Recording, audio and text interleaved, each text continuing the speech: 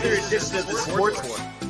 And we are back. We got the full crew in the house. That is what it's all about. The Yankees, out of any team in the league, are the best equipped to handle a blow like this. I think there is a higher power at play here. He's due. Law of averages. That is the old trash. Every person who has him is fucking trash. Next game, you're going to see a big performance. You can see it in the end of the game, and I'm just totally stoked and excited for this. And we are back. Welcome to another edition of the Sports Port. And let's just say at the Downtime Studios, it's a full house today. Wow. As we have Anthony, Manny, and Michael. What a show. What a life. On a Thursday afternoon as the Yankees, after a disappointing loss last night, look to even the series tonight. Yep. We have football on the horizon, as well as something about an equinox. So we'll have to discuss that. But let's start, of course, in the world of Major League Baseball. 2-2, he got him swinging. The back-to-back strikeouts for Robbie Ray. There's damage right there. Shohei, way, Cy-Yo, nada, where did that land? Stuck to Chapman, who leaps up and grabs it. Story spins and fires. Out at first. There it goes. See ya. Home run, Aaron Judge. I feel like everyone here right now should feel special that, right now, it's a little after 3 Eastern. We're going head to head with the dog, the legend, Chris Wow, Russo. dude. 3-6. Yo, let's fire it up. XM. I'm going to post everywhere. All right. So that's obviously always been an icon for us over here. No one liked the dog. So obviously shout out to him. But I feel like I'm going to surprise you guys here. You would think, I would come in here, obviously Yankees, as we know by now, losing last night 4-2, and to say, the sky is falling. I'm sure Buffer will say that in a matter of moments. But listen, at the end of the day, wasn't a good game last night, but this is a 7-game series, not a 5-game series. And there were a couple things, that you had to like last night. And I think, it's just, there was some poor execution, some things to be learned from. And I think the first is that, we're not playing the Guardians anymore. We're playing the Houston Astros, and they really, dominated, both sides of the game, offense and pitching. And of course, Justin Verlander tying his own record for 6 consecutive strikeouts. The Yankees as a team, 17 strikeouts. So you look at that and you have to think that, that it's only going to get better from here. You're not going to do that again. There's obviously a lot of tape now that the hitters can go back to it. And I just saw, and, I was talking to my roommate, John, he played at UConn. And he just says sometimes, you look at Verlander, throw in the 12-6, that sometimes if the 12-6 has bite, it's just tough. To me, and maybe to you guys too, you would look at some of those pitches and just be like, what the hell are they doing? Like, it's really that hard to lay off something that's bouncing in the dirt. Yeah. But, Verlander, there's a reason why, he's going to win a Cy Young this year. And it stings, of course, the fact too that historically, especially him on the Astros, he's given us fits. But fortunately for us, realistically, what's he pitching? One more game this series. So, we got that out of the way. And of course, a positive too, Harrison Bader, with that home run in the second inning that, gave us the lead. Unfortunately, they answered back in the bottom of the second. But Harrison Bader, unbelievable. Only 1 home run away, Tony, from tying the amount he had in the whole regular season. Crazy. So you just love how locked in he is. But other than that, offensively, it was really, I want to say, until that 8th inning home run from Anthony Rizzo, we really, from innings 4 through 7, definitively, I mean, almost struck out every time, and it couldn't put the ball in play.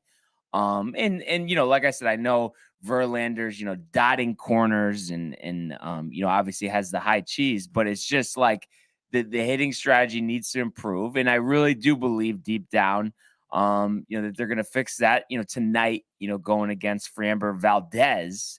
And you're not going to see a team strike out 17 times, especially when you're going up against a team that only struck out twice. I don't know if I've ever seen a bigger disparity ever, Tony. Have you in a playoff game? No, I don't think so. But we do know, obviously, the Astros have been very good at not striking out this season. So, you understand there's a good lineup. Brian, do you think it's just a matter of you mentioned changing the strategy at the plate here? Do you think it is just a matter of guys in the lineup just choking up and trying to get the ball into play, or do you think that if they just had better, I guess, like choices of whether to swing or not at certain pitches, you think it would be like, oh, we're hitting dingers? Would you rather see that? You think it's everything? It's all pitch recognition. Yeah. You can't, Justin Verlander, man. I mean, you can't get behind in the count. I mean, with him, I know, dotting the corner, throwing 96 up to 98 for a guy that's almost going to be 40 years old. Yeah. You just can't do it. And we saw the 11 Ks last night. That's unbelievable. And especially 6 in a row. Kiss of death, Tony. And it's just, and one thing, I swear, like, I know, on Monday, it was a Bob Costas show, and I'm not going to turn this into the Josh Donaldson show, but Tony, I don't know if I've ever seen someone bat that high in the lineup. You're not doing your job. That literally has no shot of hitting the ball. I know. I mean, and it's just so annoying because he makes every play at third, so they don't want to mess that up. But, I mean, he literally can't do anything. I mean, he has no shot to hit the ball. And after his performance last night, this seems ridiculous, but I think Matt Carpenter has 100 times better shot of hitting the ball, even though he was over 4 with 4 strikeouts. It's over 6 this postseason with 6 strikeouts. We saw him make contact with one that was a home run foul. But I mean, it's tough. I mean, he missed 2 months. Yeah, obviously, that throws off your timing. Oh yeah. But I mean, if it was up to you, I mean, like, we've seen him make some good plays, and including some last night. I mean, what would you do with Donaldson, being that he's already on the roster? I mean, obviously, my choice would be not to have him on the roster, but like, you're in the middle of this series. I mean, what are you doing? Are you batting him 9th? Like, are you putting someone else at 3rd? What are you doing? I mean, who's my other option at 3rd? Oswaldo Cabrera.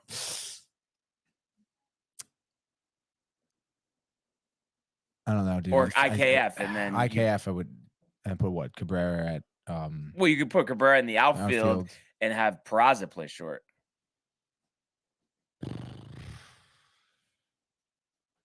And IKF at 3rd. Yeah. I don't trust IKF at 3rd, though. Did you see what? I don't know if did you see some of the game last night or no? No, not really. He came in actually at 3rd because they had Peraza pinch run, and he made a throw, and it was like I was throwing the ball across the diamond. Really? I mean, just like kind of herky jerky.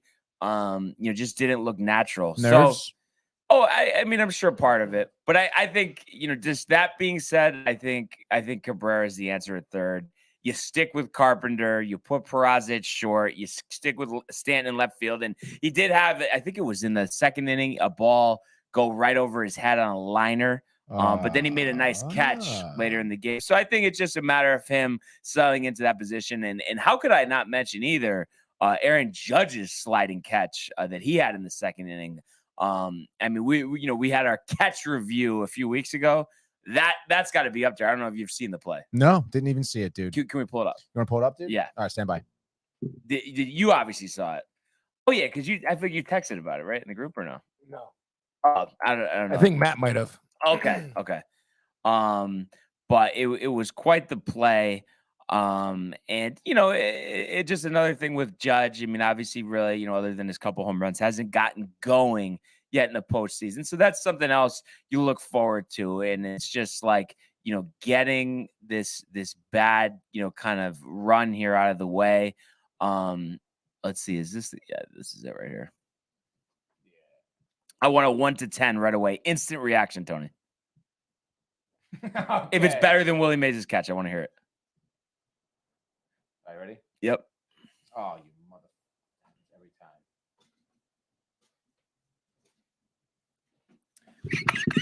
See, I think that's a dude. bad angle. I'm not kidding. I mean, live. He didn't even jump. It's not no, like no, no, he but jumped. you had to see it live. Me and Matt were watching the game. You had to see it live. Yeah, I prefer. Okay, I know bro.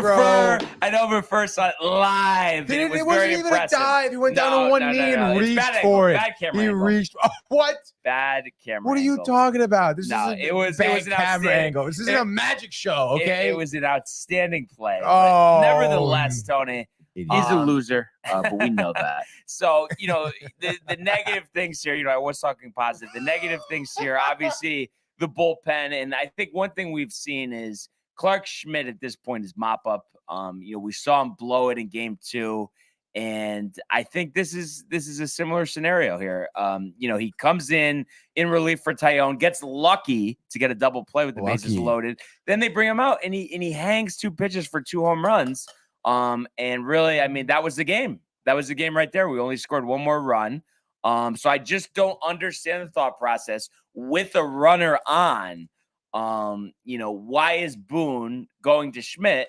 And it's like, he goes to Trevino after. He does his Trevino special with only 7 pitches and then takes him out, brings in Montas. He serves up 1. I just don't understand the thought process there. I didn't even know Montas was even on the postseason roster, to be honest. Well, he wasn't on last series. He was right? added for this series. Why? I guess, just maybe he could get us an out or 2. Maybe if we need him to give us some length. Yeah, it's stupidity. I mean, Ron Marinaccio said he was good to go. I don't know what the problem with the shin is there. But that's just poor management. Right. I mean, it seems like the management is so poor. Mm-hmm. It almost seems intentional, Brian. Yeah. Because it's like, why? Like people on Twitter saying Boone was punting the game. And it's just like, like I said, if you're going to go to Trevino, and how about Miguel Castro, who pitched the 8th, looked very good. So I just don't understand after Schmidt's already blown it. And you think about that, he doesn't have dominant strikeout stuff. You're thinking about a team like the Astros that makes contact very easily. Schmidt just does not make sense. So I don't understand why for the 3rd time this postseason, Boone goes to Schmidt in a tough spot. And after he gets the double play, take him out. I mean, what are you doing? We have an off day tomorrow. It's not like we're playing 7 games in a row here. So I thought that was terrible. And I know at the end of the day, I mean, does it really make a difference being that we only scored 2 runs? I mean, it's tough to say, if you had Trevino, Castro, Loaizaga, would you have been able to hold them to 1 run? I don't know. I don't know if I could definitively say you could do that. So I think most of the blame here falls on the offense, but we can't, Boone can't mess around anymore. And speaking of that, but first says, does Boone have to win the World Series to save his job? I think it's a complicated. Is Barnes in charge? Then complicated answer. If I was in charge, that would be the answer. But for Hal, it's different. But I think, and in no way do I think this is happening. But if they get embarrassed, swept or something, or gentlemen jacked out of the playoffs, I think it would be different. But it's really just about what the product's going to look like. And the more cheesecakes, the better. It starts with tonight, and it starts with Tony winning and hitting in Houston. And that's just something that since these teams first matched up in the 2017 ALCS, they have not been able to do. 1-7, Tony, 1-7 at Minute Maid Park. How are you going to win a series? I mean, you especially when you don't have home field advantage, you literally have to win a game in Houston. And that's why this loss makes tonight's game, also crucial. I mean, there's just no margin for error. And I just think the positive thing is, like I said, that the offense, law of averages has to be better tonight. And you think there would be, they would be fired up to be like, listen, we're not going to get embarrassed offensively like this again. That's just unacceptable. We're better than this. So you feel like you feel good there. You feel good, even though Framber Valdez, in his own mind is a good pitcher. He's still not Justin Verlander. So you feel like you're just a little more comfortable in the box. Unlike the Yankees, the Astros used all of their top dogs last night in the bullpen. So, you feel good that you have all your guys. They're going to have to use guys on back-to-back days. Maybe they're not as effective. So that's something to look forward to. Montero is not going to be available, threw over 30 pitches, obviously gave up that home run to Anthony Rizzo. Luis Severino really impressed me last time after getting into trouble early. And he's going to give you, more than likely, obviously, this stuff is random. Sometimes random stuff happens, but he's going to more than likely give you a better effort than Tyone did last night. And, for Tyone, was it a terrible performance? No. 4 1/3, 4 hits, 1 run, 3 walks, but no strikeouts. And it's just like, I understand they're a contact team, but you got to strike out somebody. For the whole game to strike out 2 batters is pretty pathetic in my eyes. And I think Severino will be able to do that, with a lot more ease than anybody else on the hill last night. I have been checking. I haven't seen anything yet in terms of any type of starting lineups for tonight. You would imagine those would be out soon, but very soon, right? Yeah. So I'm hoping by the end of the show they'll be out, but we'll keep an eye out for that. Now, as we look ahead to this game and we have Valdez, versus Severino, and of course the Yankees looking for something to spark them offensively. Is there, a lineup change, a batting order change? What's your best guess here, Tony, to kind of turn this around from that atrocious offensive performance last night? To be honest, dude, I don't really think it's going to have much to do with the lineup per se. I just think that every batter for the Yankees today, what? Oh, okay. The almonds. Is it the almonds? Is it the almonds, Michael? Almonds give you energy. Ask Matthew about it. Yeah. Really? Yeah. No, I'm just saying the crinkling while you're talking was funny to me. Well, anyway, dude. So what the Yankees Anyway, Brian, what the Yankees really need to do here, I think is just to not be discouraged from game one. You just faced, like you mentioned, Justin Verlander. He's going to be a finalist for the Cy Young here. If not, he's going to win it. So, you're facing a pitcher like Valdez, who I think maybe ERA is probably in the high 2s. I want to say around there. But I don't know. I feel like he's not going to give you much length. Okay, 6 innings at most. I'm feeling out of him at most, dude. His stuff is very hittable, especially coming from the Yankees lineup. And I feel like strikeout an inning. Yeah, less than a strikeout an inning. I think his last few starts, I don't think most of them are 5 innings. So he's like 5 and out here. You're gonna dig into the Astros bullpen, and I think Valdez is gonna give you opportunities to get on base, to score. I think as long as they're patient at the plate, because Valdez is bound to make a mistake, okay, and then you just have to recognize it and capitalize it on it quick. Because those mistakes, that's how the games are won here. When we're getting, deep into the playoffs and the championship series, that's when games are won, is when you just capitalize on mistakes. And that Valdez is certainly going to make those mistakes tonight. And I just feel like, it's not really so much as, the order, the this, then that. No, people on the team are talented. Okay. They just have to kind of what you mentioned as well, too, like recognize certain pitches, see that, when Valdez is hanging over, a fastball over the middle of the plate, stuff like that. And then you can swing for the fences. I think that it's actually pretty simple, and I think this game is very winnable. You mentioned Verlander, I think is the one pitcher you'd have the toughest time against here against the Astros. And I think that's out of the way. It's almost like, all right, let's just kind of buckle down here and go to work and play our game. And I think it's as simple as that. Now, Cabrera being a switch hitter, wasn't in the game last night. Right. Valdez, obviously, throwing from the left side, kind of for left, a right-handed batter. Do you think there's a switch there? Do you think they stick with IKF and bench Cabrera for a second straight game, or what do you think they do? I think they'll switch it and put Cabrera in there. Yeah, I just feel like, with IKF's throws and just, the inconsistencies that he has. I think they just, like, he had a decent OPS against Justin Verlander. That's why he was in there. But it's just stupid. You bench him for do or die games against Cleveland, and then in the most important series of the year, you're putting them back out there. That just wasn't right, for sure. And another thing that I wouldn't be surprised if they do here, and I've always loved Trevino. He does such a good job behind the plate, but he cannot hit a lick. He's hitting under 100 in the postseason. Terrible second half. Higgy was hot going into the playoffs, so I'm kind of thinking he'll get the start at catcher. So maybe you catch lightning in a bottle. And I feel like Matt Carpenter, it's not meant to end this way. Right. After that hot stretch, he's not going to strike out every time. The only concern I have is against the lefty if they go away from him.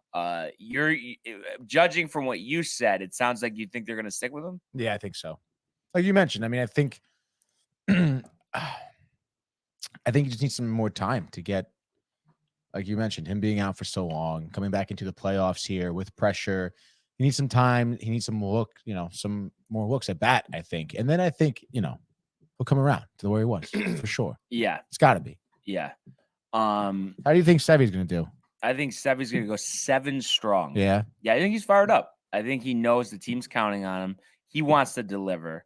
And I just think he will feel such a sense of relief if just lead off the game and just like kind of, the other night against Cleveland, where you could just get Glaber to single and, Judge to reach, and then Stanton 3-run homer. You need something like that, or a Rizzo 3-run homer. You need to get runs on the board early. I think that will really give them confidence. I think Sevy will have watched a lot of tape by the time this game starts in terms of how the Astros hitters, attack the Yankees. And I think, too, just as a team, and I know it's, been a tough stretch, travel, all of that, 3 nights, 3 different cities, not many days off. But I just think they want to solve this riddle of the Houston Astros, and they just know the difference between winning tonight and losing tonight, because basically, you lose tonight, you kind of, I know not technically, but you basically have to win all your home games. You've forced yourself into the situation, and not that that's not possible, but to win 3 games in a row against a team that won over 100 games. I mean, that's a tough ask to just definitively say that, and then, but if you were to win tonight, then you just focus on 2 out of 3 at home. And, you go back to Houston for game 6 with a 3-2 lead, just like you did in the 2017 ALCS. And I think the Yankees, too, need to take a page out of the, we'll talk about this for a sec, but the Padres book. You look at yesterday, down 4-0 mid-game against the Phillies, battle back, win the game. You know what I mean? And it's like, after that disappointing effort, getting shut out 1 hit their first game, they bounce back. So a series, especially a 7-game series, Tony, is not over after 1 game. And, that's kind of the feeling me and Matt had last night watching this game. There was no sense of panic. We've been here before, and it's just time to deliver. And you feel like the New York Yankees are going to step up tonight and do such. So I really can't wait to watch this. And I have to say, too, before we pick tonight's game, how refreshing to have Brian Anderson on the call. Oh my! I mean, just a true professional. And Ron Darling could actually talk. He was giving good analysis. It was funny before the game, and because me and Matt have the same thing with the Mets. He was saying he didn't really like Darling, and then after the game, he goes, he's actually pretty good. Yeah. Hey, God forbid. I said he wasn't God bad. forbid anyone likes anybody from the Mets organization over here. But that being said, Tony, give me your prediction for tonight's game. And I would like to say too, by the way, by game 5 with Cleveland, I was noticing pockets of dead air because Ron didn't even want to fucking talk. He was over it, dude. Oh my God, imagine, I would do anything to just hear a conversation about someone asking him about the experience with Casas. I mean, he definitely would have so many one-liners. Yeah. Oh my God. We should sit down with him. Let's get Ron in studio and sit down with him. All right. So this game tonight, I think the Yankees are going to win tonight. Especially against Valdez. I said he's going to make those mistakes. Yankees will capitalize. I think it's a start early. With Stanton, like we saw before, I think second inning solo shot from Stanton. 1-0 on the board here.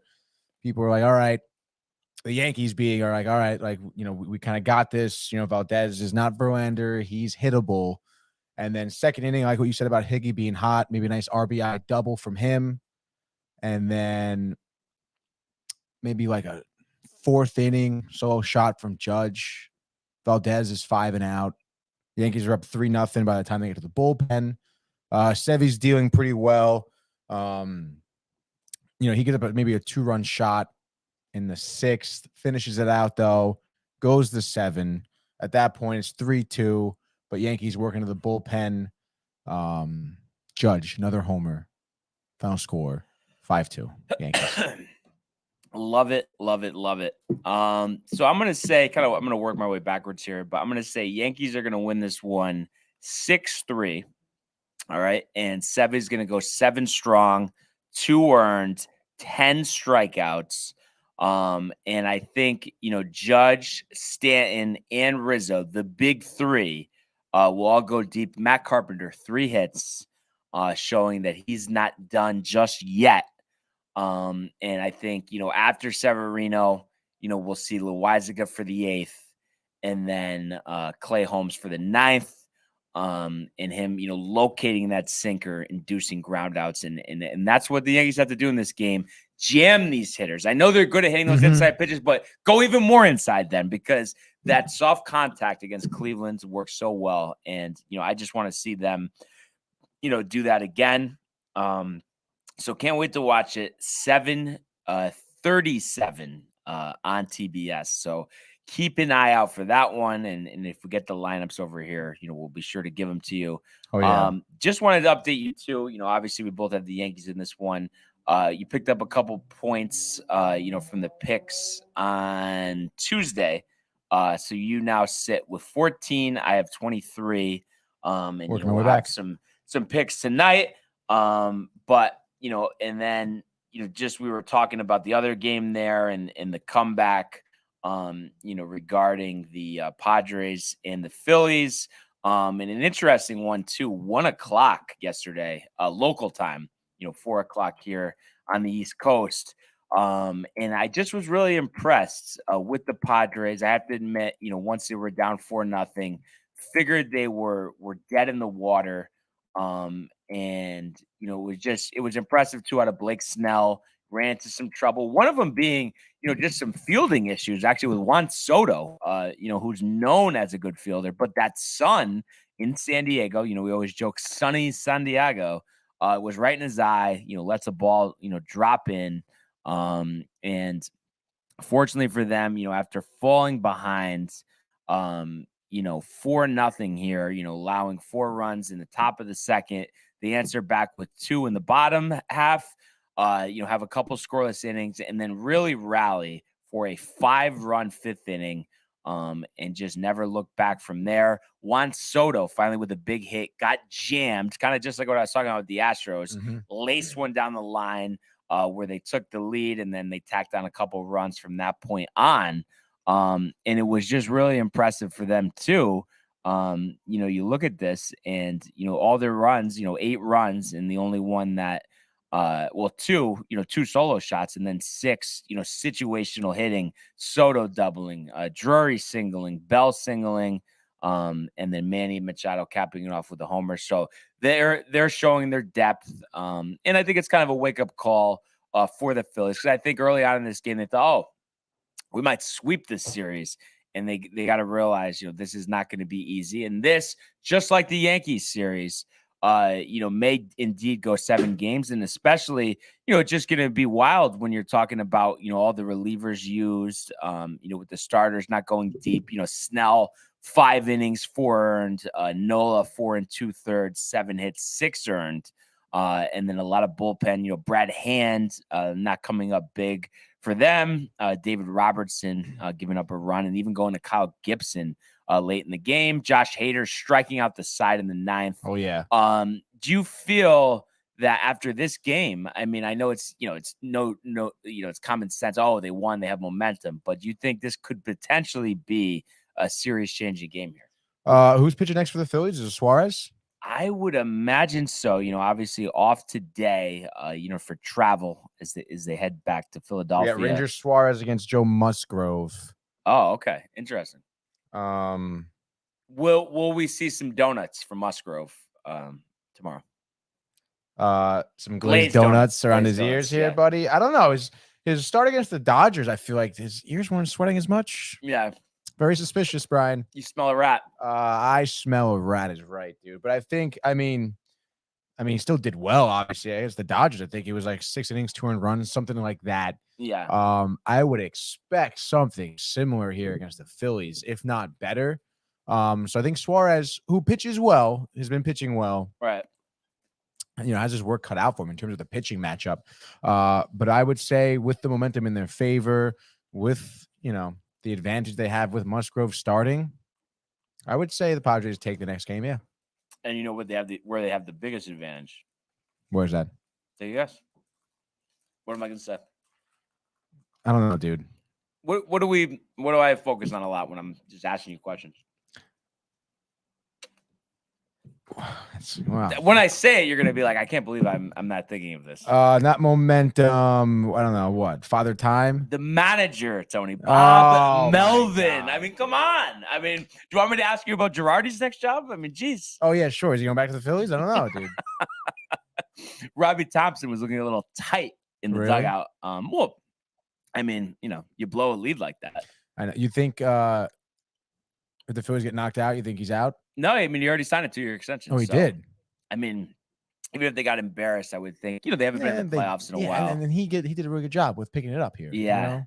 It's just, I would love to know, I guess, because, my friend Corey, he, worked in the Yankee clubhouse when Girardi was manager. I guess he really is just that uptight. Like, I wonder if it has anything to do with, like, he just has been very bitter since Jorge Posada took his job and he can't get over it.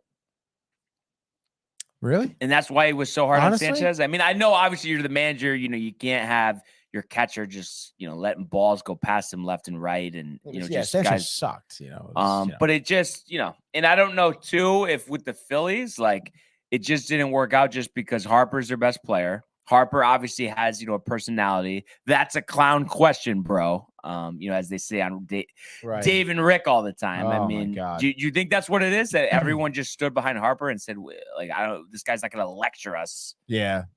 Yeah, I can see that. But Harper's such a fucking douche. He's good, though. I mean, it's hard to argue that, Tony. I think me and you would both take him on your team. I know you're going to say no, but you would love to have him batting cleanup for the Mets. So let's not pretend that that's not the case. Yeah. That's not the icing on the case, Tony. Okay. A couple comments here, by the way. Before, in support of you, he thinks that the Yanks are going to win tonight.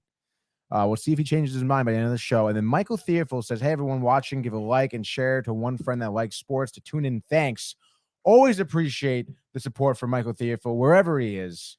Yeah, I mean, that's hitting it right on the head. Yeah. And I think before he's going reverse psychology. The reverse psychology. And just before he switched gears, I was just thinking about, what Mike was saying, and it was so cool. Obviously you weren't here yesterday, but Chokery and Jennifer, were watching live. Dude. They happened to catch it live. They're texting me, so I had to give them a shout out. But just what great fans! And it just, I mean, it's literally they send me screenshots all the time. They're eating dinner later on, and we're just front and center on the television.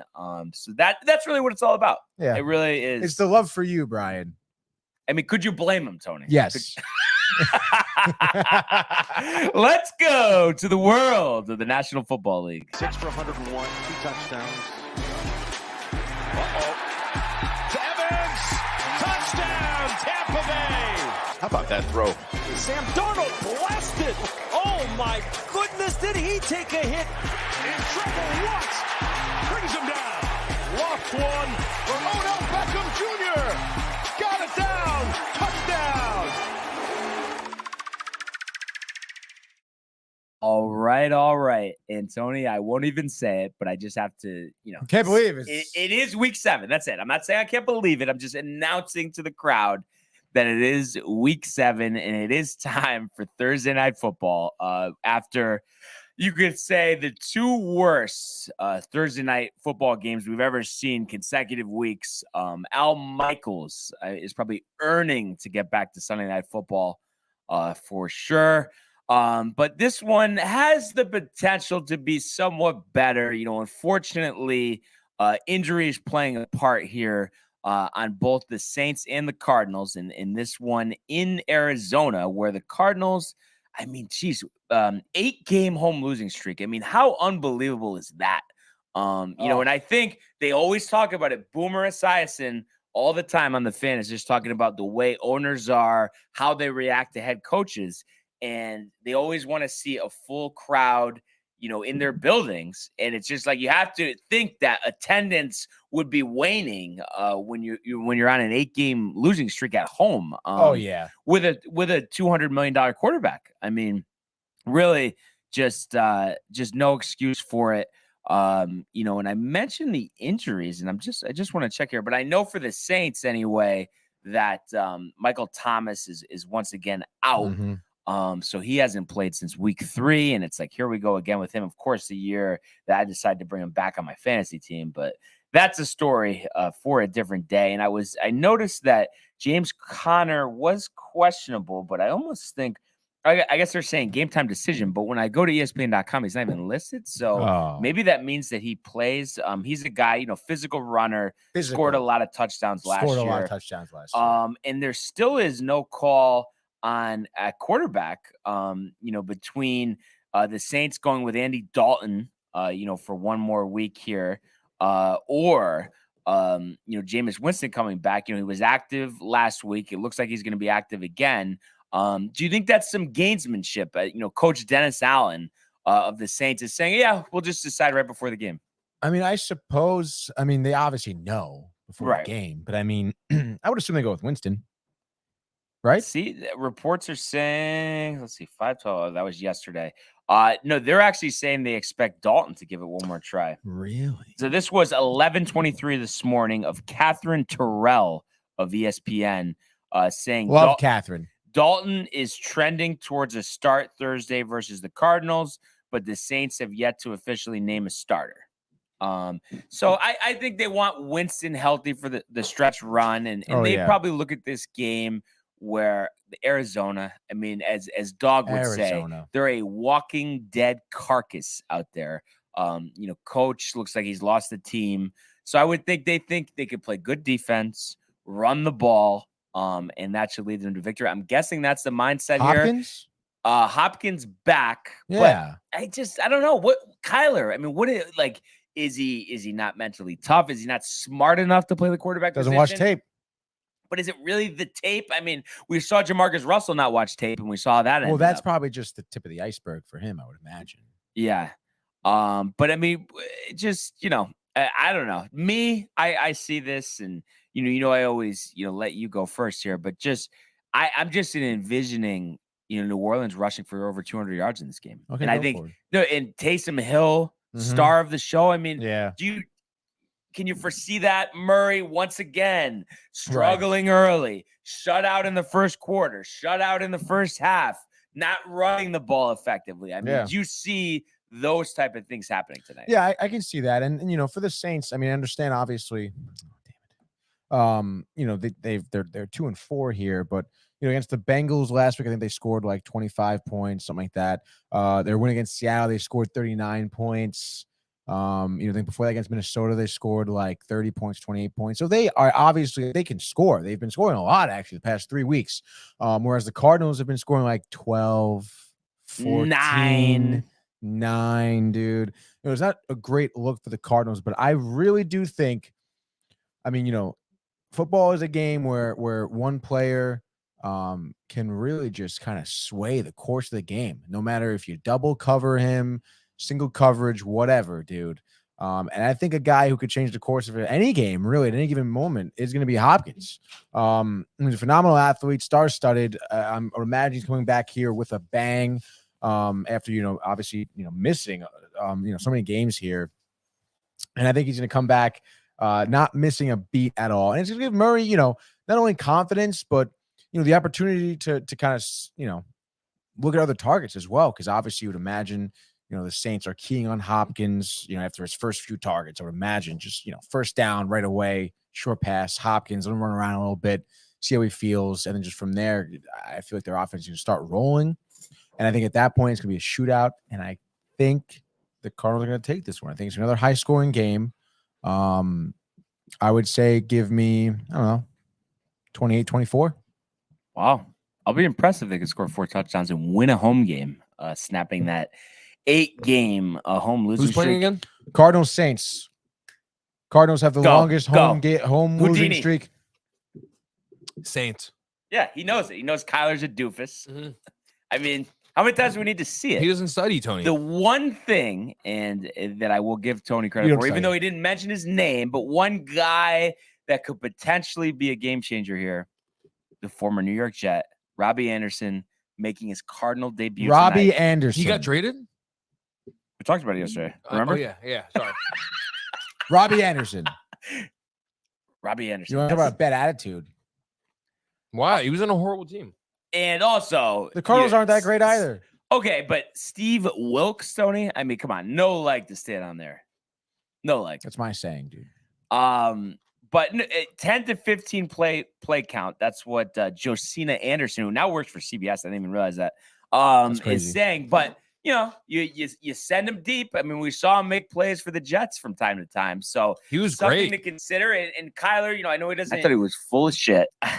He doesn't read defenses, but he could try to hit him deep. And with the attention on Hopkins, it could be opened up. You never know. And obviously Anderson filling the shoes of Hollywood Brown, who's going to miss the next 6 weeks. But yeah, like you said, I mean, so now, and you're comfortable with the 2.5 number, Tony? Minus 2.5? I do. I am. Okay. I do. I am. So, I think this is going to be more of a defensive battle, like these Thursday night football games have gone the last couple of weeks. So I'm going to say Saints 19-3 over the Cardinals, and Cliff Kingsbury fired on the tarmac after the game. On the tarmac? Yeah, because they're paying for his flight to his home. Oh my God, dude. And I'm gonna say the Saints, like I said, 200 rushing yards, and I want to say Taysom Hill, 140 yards from scrimmage, 2 touchdowns, leading the way, setting the tone, and they will play who dat in the locker room following the game, alive at 3-4. The Cardinals dead in the water, Tony, at 2-5. I know you could envision it. No. You're not confident in the Cardinals. I'm not confident in you. Let's go to the world of the National Hockey League. Here's Matthews. Scores! Hat-trick goal! My goodness, this is a great shot. Big hit on the far side by McCarr. He flattens Jordan's skull. Oh, my goodness.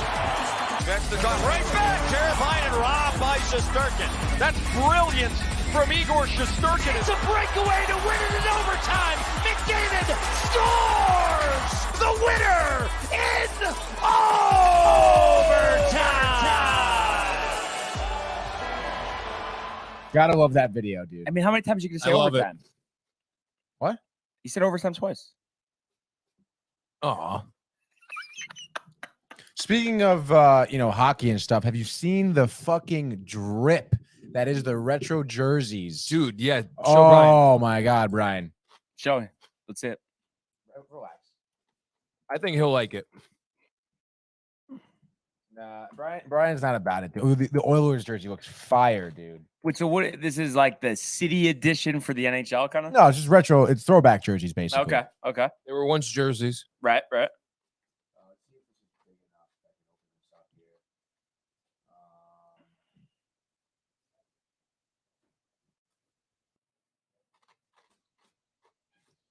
Okay, let me share the screen here. Yeah, baby. All right, so here we are. Oh, yeah. No, I like that. Dude, right? So we have, it's kind of by divisions here, right? Right here, starting from the left, right here, the palm tree hockey stick, Florida Panthers. Okay. Obviously, go to the Montreal Canadiens. That is the baby blue. Awesome. Detroit's kind of whack. Tony, you beat me to the punch. I was Yeah. literally going to say pick one jersey that's terrible. Yeah. That's the first Detroit's one. probably the worst jersey I mean, here. it's a sweater. Yeah. It's literally a sweater. Well, I know they do call it That's jersey Costas' sweater, but it's sweater like, for Thanksgiving. yeah, it's actually bad, dude. Like their logo is so good with the wheel and the wing. Calgary's dope. Obviously, they always have fire jerseys. Edmonton Oilers. Look at that. Oh yeah, the little oil thingy on it. That's dope. Winnipeg's awesome. Tampa Bay, love it when they throw the black in there and the rain and the jersey with the white. Awesome. Toronto has always had the same jersey forever. Obviously, the Mighty Ducks. Bang, dude. Yeah, Buffalo. I'm not a big fan of that, honestly, of Buffalo here. Nah. The Bruins, though, that's fire. Just with the bear on it. Mm-hmm. You're not impressed here. Chicago's also kind of whack. I mean, they copied the Red Wings, literally. Yeah, no, it kind of is. There's just a couple less swipes. Colorado, always fire with the C. Love that. Canes are fine, I guess. Sharks are fire. Love the retro colors. Very 70s. Seattle, obviously new team. Doesn't really have much going on there. I believe this is the Coyotes here. Yeah, definitely the Coyotes. The Coyote dressed up hockey. You get the Stars, the Dallas Stars, mimicking the North Stars because they used to be in Minnesota. And then you have the Wild also. Actually, no, here's Arizona. I'll get back to the other team here. But here's Minnesota, dope. Arizona, sweet. St. Louis, I can kind of take it or leave it. I guess the Blues is cool with the little music note here. I don't know how you feel about that. Nashville, fire. The Predator right there. Fucking fangs out, dude. The saber tooth. Okay. No? We could do that. Capitals, what do you think, dude? The Eagle? No? I mean, what is this? The Eagles? Like, I don't know about that. Well, no, because the Capitals like Washington, like America. Nah. Rangers, Lady Liberty. I mean, you can't get more classy than that, dude. We'll give them a pass on that. Oh, are you fucking kidding me, dude? You have something against the Statue of Liberty? Wow. No, it's actually not American. And it's not even just that. I just, with these type of jerseys, like when they stray away too far from. But these are the original jerseys. Yeah, well, not the original, but I mean, like the Rangers have had this jersey before, this logo. Yeah, but I'm just saying it's just from what they're known for, whether they're original, whether they're from the original 6, Tony. It's just like, I don't know. Sometimes I think it's a force. And I think Lady Liberty for the Rangers. I mean, they're the Rangers. They're not the Liberty. I mean, I don't know. We have Columbus next. Ottawa's the same. Flyers is the same jersey. Flyers basically they haven't changed since forever. Obviously, yeah. Vegas new team. They just did the horizontal. That's weak. Vertical. I mean, put a big knight on the friggin' thing. No, I know, right? Make it retro looking. Put King Tut on there. Penguins. I do enjoy this logo very much more so than like that's pretty cool. That is cool. I do like it. I do like this is the Yarmir Yager. Devils like have the same one. logo. Devils the same, but different colors. So you give it to Islanders. them. That is B. I don't care if they had it before. That the sucks. Fishermen sucks. Michael, what? The New York Fishermen. What do you think of that jersey? No. The Islanders, dude. It's dope. I can't even see it from here, really. Have you seen the Devils one though? No. It's the same logo, but just different colors. Do look up the Devils one, and then the LA going. It's not that cool. With the crown. That. I mean, come on. Let me see. You guys are not fun, dude. Wow. Prefer actually on the same page. Rangers is whack, bro. But you guys don't fucking know shit, obviously. Lady Liberty, like those jerseys were old school. But I'm saying the New York Liberty. Have that be their jersey. Why do the Rangers? About? What do you mean New York Liberty? That's not even they're irrelevant. Oh, I remember those Ranger jerseys. But I'm just they're like for 2010, they were their alternates, bro. They would fucking chill. The Devils is whack. Really? You think so? The new colors are dope though. Blue, yellow, and red, I think it is. Nah. The Sharks are okay. I like the Sharks. Just Vegas go on, is bro. whack. All I will say, I mean, it was a mix of good and bad. I mean, there's definitely some credit there. There were some nice threads, Tony, but there are also some weak ones. Yeah, exactly. I mean, I think that's fair to say. So we got a pack slate tonight, and it's just early on in the season, I feel like things are just so unpredictable. You got the Rangers playing the Sharks. You'd think they would walk all over them, but who really knows? I mean, we saw the Jets beat the Avalanche last night. So you just every game ended in 4-3, by the way, last night. Yeah, which is so crazy. What do you think about Georgiev blowing it in overtime? Not that surprised early in the season. Give him some time. It's a Gorgie game, though. Yeah. Are you gonna miss me asking you if it's a Gorgie game? I am. You're still gonna ask me anyway. What is it? Holov? What's the back of his name? Halak. Halak. I think he sucks, dude. I know he played one game, but give me Louis Domingue. I mean, you really still want him in there? Slow reflexes, getting older. Halak. Give me Halak right now. Louis Domingue, get the fucking beef shit out of here right now. I mean, the Rangers, couple days off, Shesterkin rested. I hope they don't go Halak just to like. They're not gonna. Sharks 0-5 though. I know it's crazy. That's an overlook spot. No, it's not. They're gonna be 0-6. But you know, we'll make picks. But I just want to talk about the Rangers here for a second. I mean, pretty good start to the season. Phenomenal a lot of goals. But what happened against the Jets? Oh yeah, that was Halak this past weekend. I mean, are you going to blame it on Halak? I mean, you can blame it on a lot of things, dude. I mean, it's just blown defensive assignments. Getting too puck happy, not getting out of the neutral zone. Things that have been kind of issues that the Rangers are still trying to grind out here. It's not just Halak's fault. Oh, Halak's starting, they lost bag. But what do you like about Halak, other than that he's a veteran? He's a good goalie. I mean, he's had a pretty high save percentage, I think, his whole career. I'd like to look up more of his numbers, but I remember he was an issue when he was on the Islanders. He is a good goalie. He's not in there for no reason. Let's look up his numbers here. Halak NHL reference. Understand. Yep, he's on the Rangers. I know that. Well, let's see, dude. Save percentage with the Islanders, he never had a save percentage below 908. He's had a 900 save percentage his entire career, except for 1 year with St. Louis back in 2012. After the Islanders, he was doing well for Boston. 922 save percentage in 2018-19 season, 919 in 2019, 905. Obviously, he kind of gets moved back to a backup, a couple years ago, but I mean, in reality, look at it. He's got a decent win percentage as well. He's about 30 games started with Boston. That was when they were kind of doing, a little bit of tag here with their goalies, with Tuukka Rask being injured and whatnot. 18-6 on the season here. 919 save percentage. The next year, again, only 19 games played, but 9-6 on the season. Over 900 save percentage. It seems like past couple of years his numbers are trending a little bit downward. But yeah, he is getting older, but he's also hasn't gotten a lot of looks. I think he's one of those goaltenders that's almost like Georgiev, where the more looks he gets in between the pipes, the better he's going to get. So I like it, dude. I think Louis Domingue is too much of a toss-up, dude. Come on, and the story's cool. Grit though, Tony. I mean, sure. Talk about his grit. Talk about his momentum. The adrenaline in the postseason, the beefsteak, whatever it was. It's like when the Canadians had that fucking Zamboni guy come in to be the emergency backup, and he won and whatever. It's cute. It's nice. What happened to him now? He's driving the Zamboni again. Okay, because that is what it is, dude. It's one and done. All I'm gonna say is, I guess. What would it take for you to waver on this? How many losses in a row starting does Halak need before you're like, all right, time for Domingue? Oh, I mean, it would have to be multiple games. I'm talking 4 games, 4 starts. 0-4, averages 4 goals against. Can't even fucking last the game. Gets pulled. Yeah. Shesterkin was going to be a rest game, but it's fucking 4 goals in the first period. Can they bring in the Zamboni guy instead of Shesterkin? Or sure. No? Are they allowed to do that or no?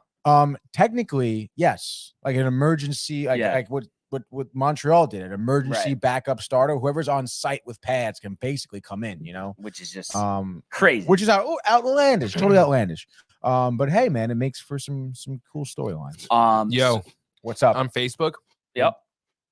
AJ told me to actually wrote it for you for everyone to see, Anthony. Get the fuck out of here, dude. You saw it? Yeah.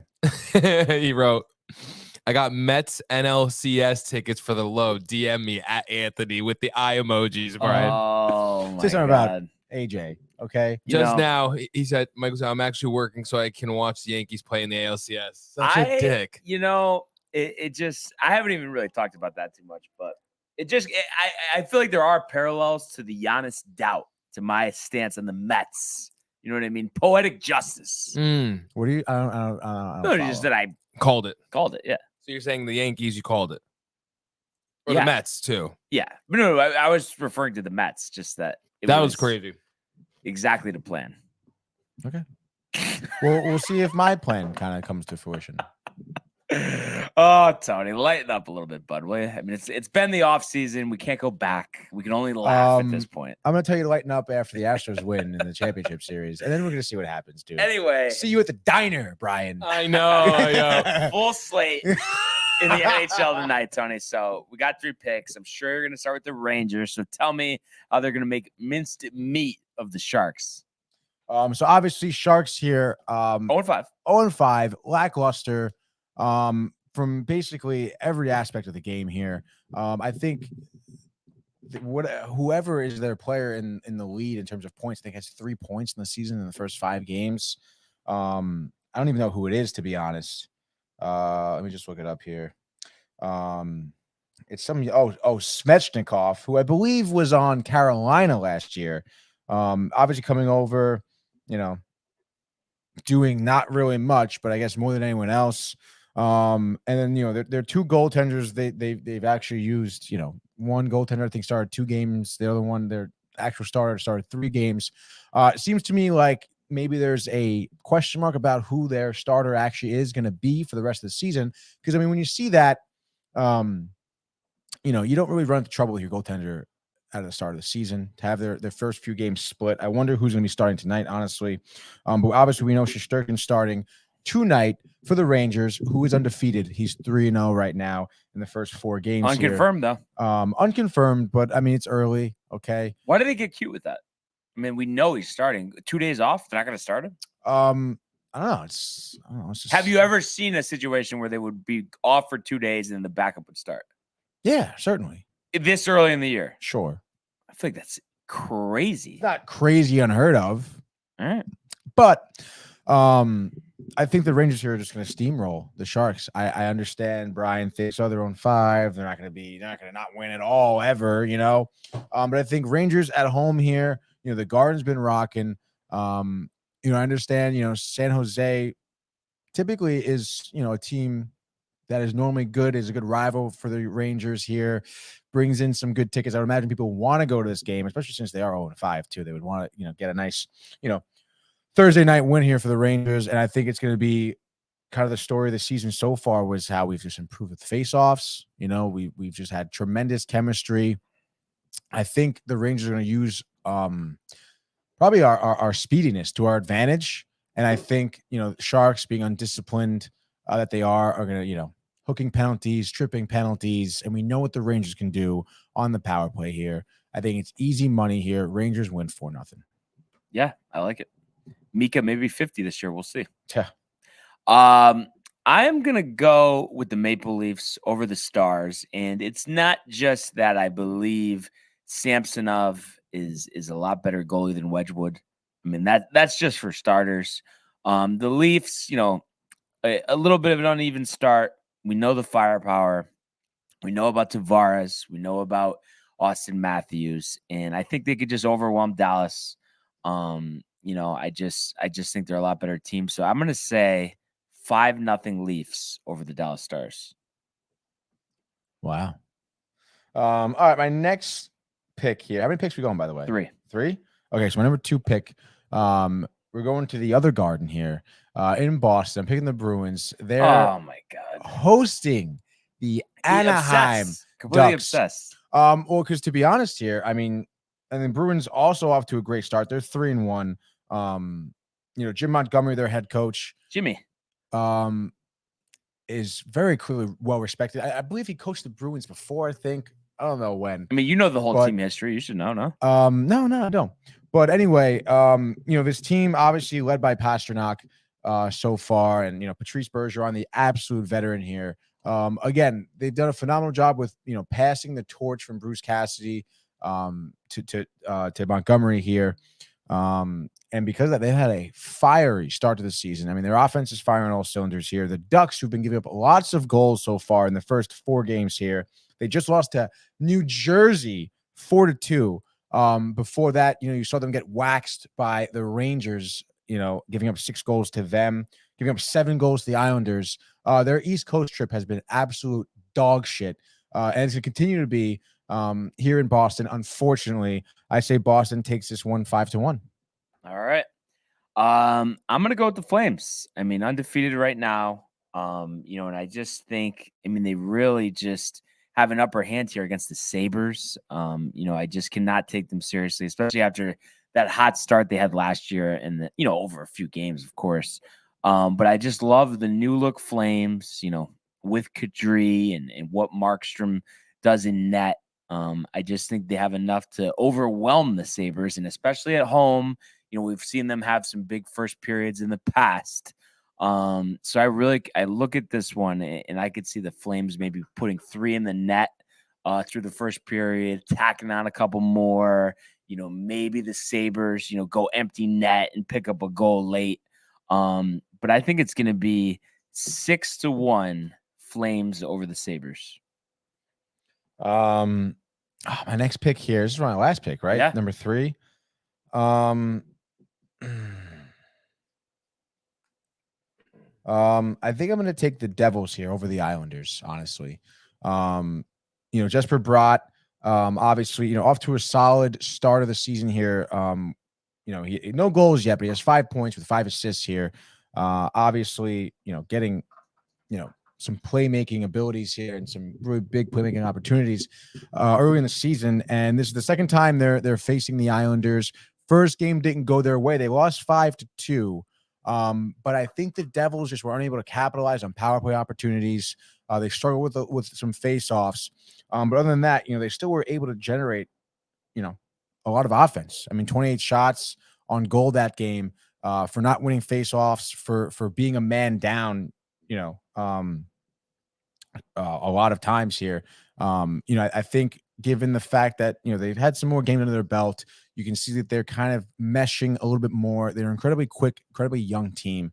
I think, given the fact that, the Islanders seem to be a little bit more undisciplined and will give up power play opportunities, I think now you're going to start to see the Devils kind of, capitalize on those opportunities, being the man up here. And I think it's going to be a tight game, but Devils win this one 3-2. All right. For my third and final pick here, I'm going to go with the Penguins at home against the Kings. Cal Peterson getting the start in net for the Kings, and obviously Tristan Jarry. We know how well he's played for the Penguins the last couple of years. So I don't know. I know, I question the Kings and you're kind of in favor of them, but I just don't think they're that good at the end of the day. And I'm always going to take the better tender, the better offense, the better coach. So I'm going to say here, Pittsburgh at home, 3-1 over the Kings. A little bit of a low-scoring match. But here we are, beginning of the season in NHL. Storyline still to be made, but obviously just very encouraged by the start of the New York Rangers. I think, because you remember playoff run, stretch run, me complaining, about lack of offense at times. And I just feel like that's been fixed. Yeah, no, it's great. And, Trocheck is just, I was just going to say his name, literally. Dude, literally, the presence. The presence, the wins on the face-offs. The Rangers are doing a phenomenal job with, puck retention. And that starts with Trocheck winning face-offs. I think he has a 50% face-off win percentage, like this, his past few games, which is just absolutely ridiculous for him. And if he keeps that up, it's going to be tough for other teams, and it's going to be great for the Rangers here. So let's fucking go, man. Yeah, no doubt about it. So look forward to that game later on. So a lot of stuff to watch. The Yankees, the Rangers, Thursday Night Football. There's some NBA on, but hey, 3 screens is enough, I think. I don't care about NBA. And speaking of the NBA, Michael, I need a breakdown. It was a tough loss. 115, 112 in overtime. Grizzlies over the Knicks. Cam Reddish, positives. Cam Reddish. Everyone looked good except RJ had a tough game. Yeah, Cam Reddish played. I don't know what happened to Mitch Robinson. Yeah, dude, I have him on my fantasy team. Did he get hurt? 13 minutes. I don't see anything about being hurt. And that dude played 40 minutes, whatever, that lefty. Hartenstein, 16 points, 8 boards. I don't know. -4, though. Yeah, minus. Oh, actually, no. No, he ended up +1. Oh, +1. So maybe that's Mitch -7, but is Thibs chiefing it already? I know. You're worried about the Thibs. I'm worried about Mitch right now. But that's it. but I think we're gonna be fine. And Memphis is a good team, so we'll be fine. How did you rate the play of the Knicks single season all-time 3-point holder? Oh, Evan Isn't it ridiculous that he has that record? I know. I hate it. It's so disrespectful, actually. But and then I see on here, I mean, Brunson, I mean, maybe a couple too many shots there, but 9 assists. So you like that. But yeah, Julius Randle had a great game though. See his stats? Yeah, 24 points. I mean, 9 of 16 from the floor. How many rebounds? 11. See what I say? Assists, 2 steals. So definitely a step up and play there. And then you have to be encouraged about Cam Reddish. I know you already mentioned him, but the fact they wouldn't even give him a chance. Yeah. And I just feel like he's that guy that you can never have too many of. Can score, can defend, can shoot. I just feel like there's not too many of them around in the league. Or no? Sorry, I just was reading Anthony's comment back. I love it. Delete your Facebook to AJ. No, to who are you saying that about? I'm so sorry. Cam Reddish. I mean, that you can't undervalue those guys. 6'8" wing player, dude. If he could be something for us, that'd be awesome. Yeah. No, absolutely. How many did the Lakers? Bol played 17 minutes, by the way. How many points? He went. I forgot. He shot 60% though. He's the 7th man right now on that, so that's good. He's getting there. He's getting run. I mean, that's all we've been asking for the last couple of years. How many did the Lakers lose by tonight? At hosting the Clippers. Obviously both teams. Kawhi. Apparently, I was going to say this. I saw it trending on Twitter. Yep. He might come off the bench just to ease him in. He's obviously so pissed about that. I don't think he likes basketball. No, imagine talking to him and just saying, "Yeah, Kawhi, I think we're gonna bring you off the bench. Work you in slow." Yeah. He's like, what? Hmm. No, You think they waxed the floor with him? Yeah, like by 30. LeBron's tight, calling out everybody, saying, "I need to get traded to Cleveland or to who's gonna get the first pick at the end of the season? Spurs, maybe there." Manny's out here, everybody. Manny, we always appreciate the presence, the legend, the screen time legend that is Manny. But yeah, well, I mean, we'll see if they can give a better effort. Legend. Are you buying? The legend. Are you buying into? I was just thinking about this because the Sixers are hosting the Bucks tonight. That Harden's back after 35 the other night. He had 35 that night. Yeah, with the shimmy. 8 rebounds, 7 assists. I mean, I just feel like I've been so discouraged the last couple of years. It's funny you say that because I saw a clip of him doing a shimmy and completely breaking it. So I was like, yeah, ended up having a good night though. I mean, no, I think Milwaukee. I think we're gonna see a crazy Giannis this year. Yeah, wow. Tony's always been a big Giannis guy. Yeah, I was really on the same train you were on when the Bucks won. Well, why does no one remember that? It's like I don't know. For dinner in Salem? I don't know. Same why no one question. remembers that. But right, do you remember that? I do because everyone else was bashing like, "Oh, no Bucks." I'm like, you know what, Brian? I'm gonna go with the Bucks here with you, okay? Yeah. For fuck's I sake. feel like that whole experience made you like Giannis more, honestly. Yeah, he proved himself, but still, it was like the bubble and stuff. It wasn't the bubble. I mean, no, it wasn't. What are we No, talking after about? the bubble, wasn't it? It was right after the bubble. But it wasn't the bubble. Everyone still had bubble fever, dude. Bubble fever. Yeah, that's what it was, dude. That's what LeBron said, right? Making excuses for himself. Oh. Is this season his last season or what, dude? What? He's waiting for his He's son. gonna play with Bronny. Oh God, dude. I know. I hope he should just like fake a cramp again and just retire. It's just we don't know anything yet. The season's He too doesn't young. know anything. He's not too young. All right. But judging by what you were saying there, I mean, you're saying if They need a big trade. you- I saw the body language, dude. Bad pass, Anthony Davis. You know what Anthony Davis said? He said, and I'm quoting him, when asked about playing center, he goes, "Well, Anthony doesn't like to play center, but Anthony will do what's best for the team." Why is he speaking And then in the third did person? you see I the don't know, thing, it's- which was probably leaked by Rob Pelinka, that people inside the Lakers organization viewed him differently Who? after last season? AD, that he's not the Tough. centerpiece of a team. Yeah. That he's not as good as they thought. Do you think that's a And he- real report? Yeah, I do. Time will tell. There's chaos in LA. I feel like LeBron goes to teams and then blows them up after he takes what he can from them. I don't think it's really his fault, though. I think they've done a poor job of roster construction, kind of like the Mets this year. You know what I mean? Like, you could see it coming a mile away, just like with Westbrook. He's got to go. They keep him there. It's the same with the Mets. Need hitters, don't get him. I don't know. Just a little food for thought, right? That is food for thought. And I was gonna say, last question for you regarding the NBA. You know, the Bucks are +4 here. You would say that's your lock of the night, or no? Yeah. Can't wait. Unless Joel Embiid has a statement game. But Giannis is gonna say sit down, right or no? We would see, right? You would think. I would hope. And just one other thing before we close out here. CJ Cup, South Carolina. Right now, Gary Woodland tied with Trey Molinek, 6 under par.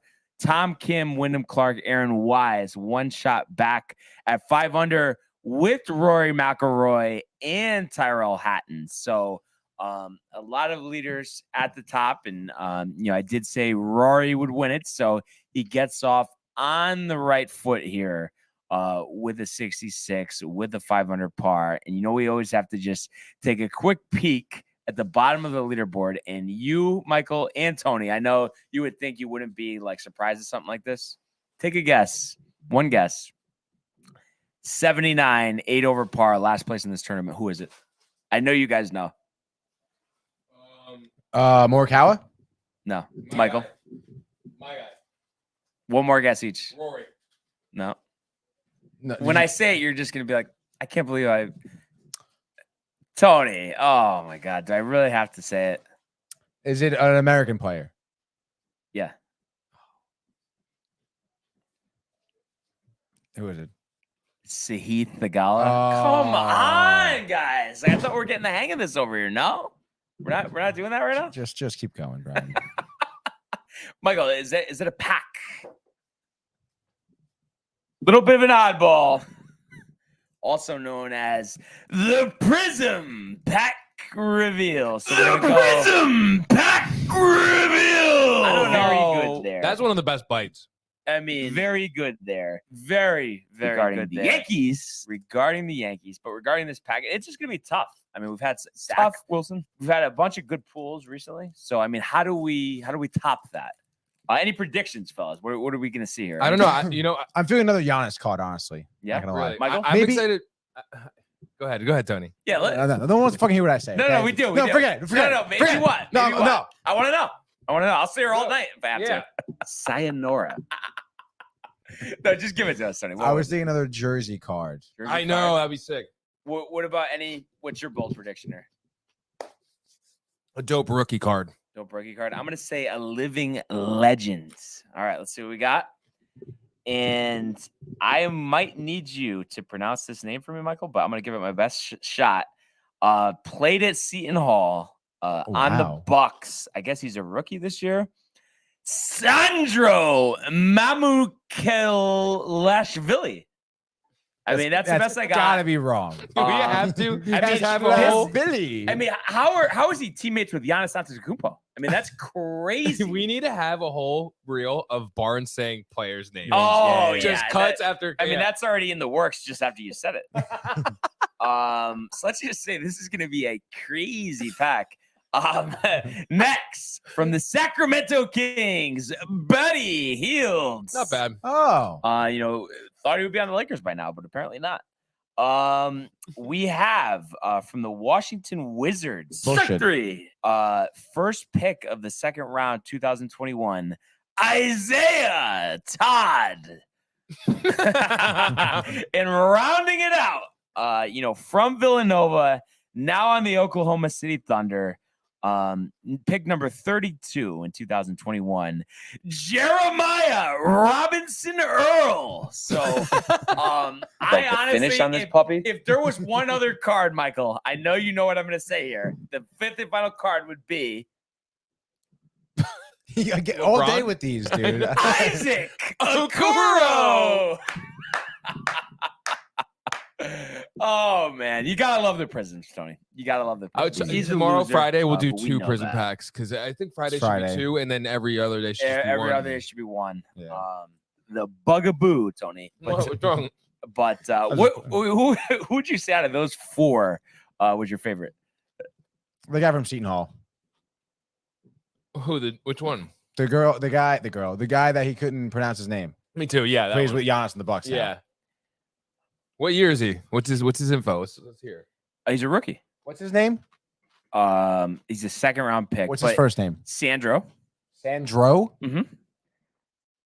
Mamu. Yeah, here we go. Kalavilis. I don't know. We can get a pronunciation here. Basketball Reference probably has it. You think so? Yeah, go to Basketball Reference. Let's go to the Bucks roster. Basketball Reference right there. Basketball Reference. Okay. What?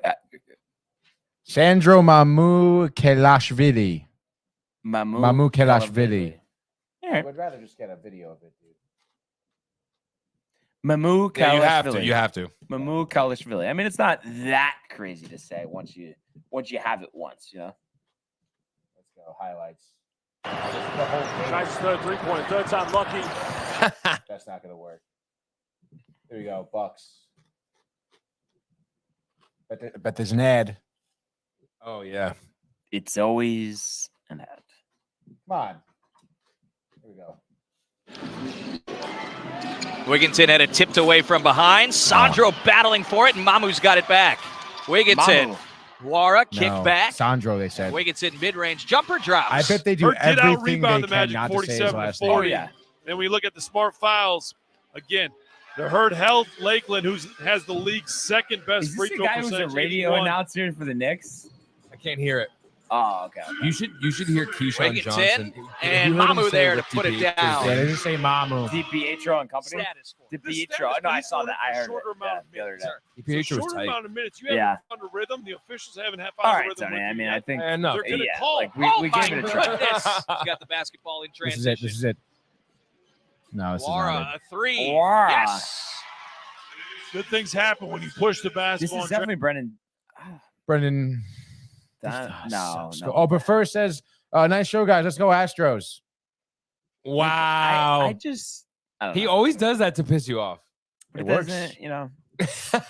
Go listen to the Mike said Francesa word. podcast. Ain't never because told no lie. This is all we got for her. All The right. more cheesecakes, the better, no? Why is Francesa? That's actually. I'm really glad that you played that bite. I haven't seen any cheesecakes. Have you, Michael? I haven't been home. What do you think? She's going to ship them? Why not? You can't ship a cheesecake. Yeah, you can. How would, you want Dry ice. spoiled cheesecake? What? Dry ice. Dry ice. You're ridiculous, dude. All right. I'm just saying. All right. We didn't forget about that one. Yeah, obviously. I got to go home and get cheesecake, dude. Yeah. Let's go. You want to go right now? Right now. Like right now. Like we don't have another second. But fellas. I mean, Great show. What an It afternoon. was all right, dude. Anything on the way out? Gentleman Jack. Have a good Thursday night. Go Yanks. And Buffer wants us to save him a slice. Yeah, If you come here before, I told you. Train ride. Before. What's We the talked deal, about it bud? before. You want to see Black Adam? Come get on the train. Fairfield Metro. Let's Yeah. go. We'll see Black Adam. We get some cheesecake, dude. Yeah, I'm let's serious. go. Let's fucking Let's go, hang out, Buffer. bro. Like enough of the nonsense. Enough of the Listen, gentleman Jack. We don't have to tell Brian, okay? He doesn't have to show up. It's fine. Yeah, no, you guys go the three of you. Have a great time. Go, get out of here. Anyway, really would like to thank everybody for tuning in and continuing to comment, like, and subscribe. The archives, the YouTube page, the merch, downtimetv.com. He's coming to the studio tomorrow. Coming to the studio tomorrow. All right. No, well, if you DM us on Instagram, address, yeah, right whatever. now. Right don't now. know Do anything. it. Do it. But I want everybody to enjoy this wonderful evening. Let's go, Yankees. Let's even the series. We're taking it back to the Bronx this weekend. Let's go. We'll see you mañana. Astros. Hey guys, Tony here from Downtime TV checking in. I want to thank all our fans out there who's been liking, subscribing, sharing our content. You guys are the best. You guys are our bloodline. You make us love what we do.